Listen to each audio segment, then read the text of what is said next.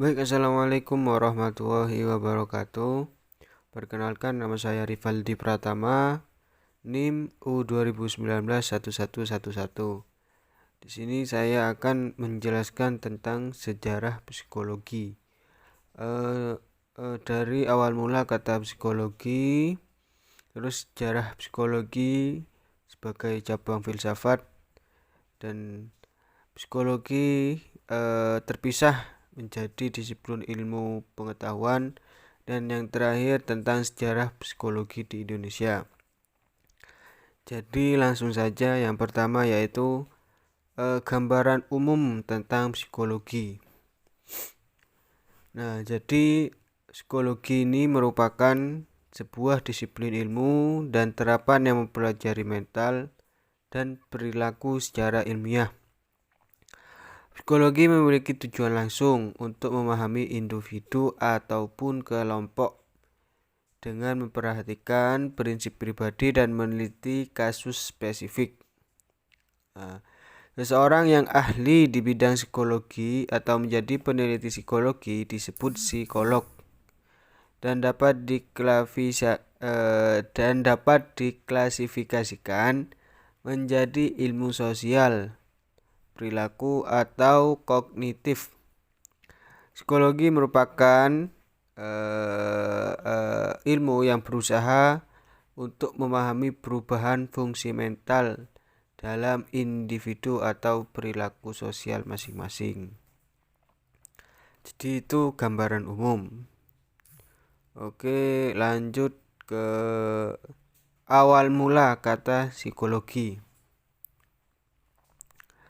Menurut etimologi, psikologi berasal dari bahasa Yunani, psike, yang maknanya berdarah panas, yang berarti hidup, jiwa, ataupun hantu. Dan logos yang berarti ilmu. Jadi secara harfiah, psikologi berarti ilmu jiwa. Lalu kata psikologi atau berbahasa Latinnya psikologia pertama kali digunakan oleh ahli humaniora dari Kroasia dan literatur Kroasia yang bukunya memiliki judul Psychologia de Raiton Animae Humain yang muncul sekitar abad ke-15 sampai ke-16 Masehi. Referensi yang pertama kali menggunakan psikologi dalam bahasa Inggris adalah Stephen Blanchard yang terdapat dalam bukunya yang berjudul The Physical Dictionary yang merujuk kepada anatomi yang membentuk tubuh dan psikologis yang membentuk jiwa. Jadi itu tadi asal mula kata psikologi. Lalu kita lanjut ke pengertian psikologi. Jadi di sini ada beberapa pendapat yang mengartikan psikologi. Yang pertama, menurut Clifford T. Morgan, memperspektifkan bahwa psikologi adalah ilmu yang mempelajari tingkah laku manusia dan hewan. Lalu pendapat Dakir mengembangkan pengertian tentang psikologi, yaitu membahas tingkah laku manusia dalam hubungannya dengan lingkungannya. Terus pendapat berikutnya yaitu Muhyiddin Syah memperspektifkan bahwa psikologi yaitu ilmu pengetahuan yang mempelajari tingkah laku terbuka dan tertutup pada manusia, baik selaku individu maupun kelompok, dalam hubungannya dengan lingkungan. Nah, tingkah laku terbuka adalah tingkah laku yang bersifat psikomotor yang meliputi perbuatan berbicara, duduk, berjalan, dan lain sebagainya. Sedangkan tingkah laku tertutup yaitu meliputi berpikir, berkeyakinan, berperasaan, dan lain sebagainya.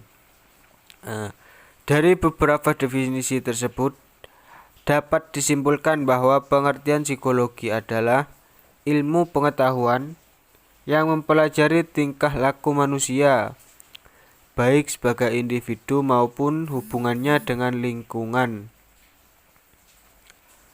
Tingkah laku tersebut berupa tingkah laku yang tampak maupun tidak tampak, tingkah laku yang disadari maupun yang tidak disadari. Jadi itu tadi pengertian tentang psikologi. Baik, kita lanjut ke sejarah psikologi, yaitu psikologi sebagai cabang filsafat. Sini psikologi adalah ilmu yang tergolong muda. Lahirnya yaitu sekitar akhir 1800-an. Sebagai bagian dari ilmu pengetahuan, psikologi melalui sebuah perjalanan panjang. Konsep psikologi dapat ditelusuri jauh ke masa Yunani.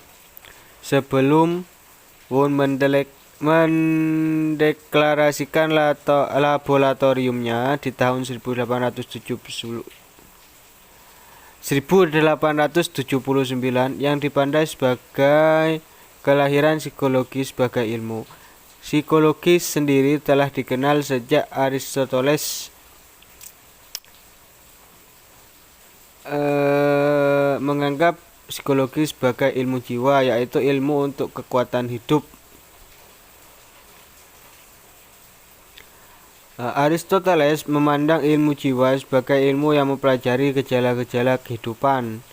Jiwa adalah unsur kehidupan atau anima. Karena itu, tiap-tiap makhluk hidup mempunyai jiwa. Dapat dikatakan bahwa sejarah psikologi sejalan dengan perkembangan intelektual di Eropa dan mendapatkan bentuk praktisnya di benua Amerika. Sebelum 1879, psikologi dianggap sebagai bagian dari ilmu filsafat. Pada mulanya, ahli-ahli filsafat dari zaman Yunani kuno lah yang mulai memikirkan gejala-gejala kejiwaan. Saat itu belum ada pembuktian-pembuktian secara empiris atau ilmiah. Mereka mencoba menerangkan gejala-gejala kejiwaan melalui mitologi, yaitu cara pendekatan yang naturalistik. Jadi ilmu filsafat memiliki cabang ilmu psikologi itu sebelum 1879. Lalu kita lanjut kepada awal mula psikologi sebagai disiplin ilmu pengetahuan atau psikologi menjadi ilmu yang berdiri sendiri. Jadi pada tahun 1879, Wilhelm Wundt mendirikan laboratorium psikologi pertama di University of Leipzig, Jerman. Ditandai oleh berdirinya laboratorium ini, maka metode ilmiah untuk lebih memahami manusia telah ditemukan, walau tidak terlalu memadai. Dengan berdirinya laboratorium ini, lengkaplah syarat psikologi untuk menjadi ilmu pengetahuan. Sehingga tahun berdirinya laboratorium, yaitu pada tahun 1879, juga diakui berdirinya psikologi sebagai ilmu pengetahuan. Sebagai suatu ilmu pengetahuan yang berdiri sendiri, psikologi boleh dikatakan sebagai ilmu yang masih muda dibandingkan ilmu lainnya seperti ilmu alam, biologi, dan lain-lain. Karena baru pada akhir abad ke-19 psikologi menjadi ilmu yang berdiri sendiri dalam hal isi, metode, dan penggunaannya.